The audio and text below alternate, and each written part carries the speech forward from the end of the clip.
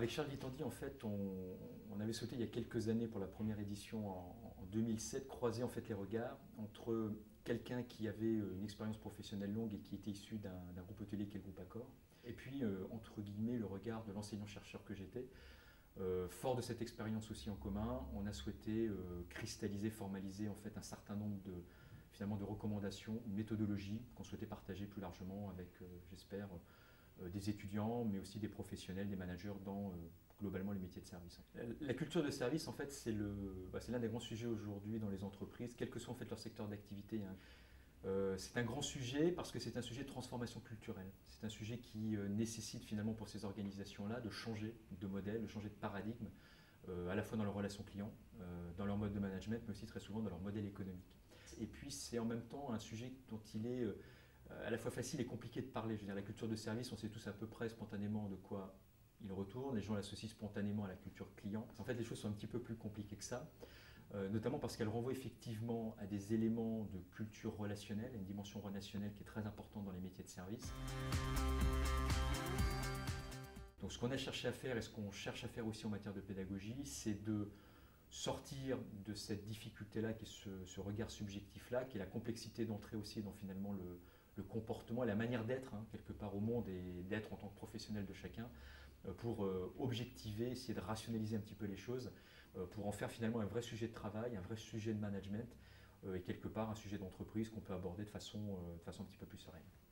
Alors le parcours client, c'est un très vieil outil en fait en marketing des services. C'est un outil qui est né aux États-Unis dans les années 70. La notion de parcours client, de façon schématique, c'est d'essayer de retracer, en se mettant à la place du client, le cheminement du client dans l'entreprise. Et ce dont on s'aperçoit en fait en travaillant sur les parcours clients, c'est qu'il y a un véritable enjeu aujourd'hui qui est celui de la fluidité en fait des parcours clients. La capacité aujourd'hui des entreprises finalement à aligner les choses entre ce qui se passe finalement, pour revenir sur la question des frontières, entre le back-office et le front-office, il y a un enjeu qui est très très fort, parce qu'il faut aligner véritablement la stratégie multicanale, non pas du point de vue de l'entreprise, mais du point de vue de la relation qu'on a avec le client. Donc vous voyez, c'est un outil qui permet finalement de travailler aussi en qualité de service, c'est-à-dire de s'interroger en amont sur quelles sont les sources éventuelles de dysfonctionnement ou quelles sont les sources de pépins qu'on peut rencontrer en tant que professionnel, et d'y travailler. La difficulté étant encore une fois de ne pas se regarder le nombril, mais de bien regarder, de bien se mettre à la place du client, de ce que vit le client. Il y a aujourd'hui un enjeu qui nous vient de la sociologie, en particulier la sociologie de la consommation, et qui considère, à juste titre, qu'il faut réenchanter le monde de la consommation. Ça, c'est un petit peu le terme à la mode. Alors, c'est vrai que dans le livre, on parle de Bercy Village parce que ça préfigurait en France, à l'époque, dans les années 2000, ce vers quoi finalement beaucoup de centres commerciaux au sens large,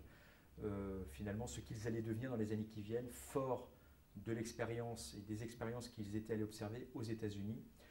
où l'on peut faire le lien finalement entre le marketing des services d'un côté et le marketing urbain de l'autre. Et c'est vrai que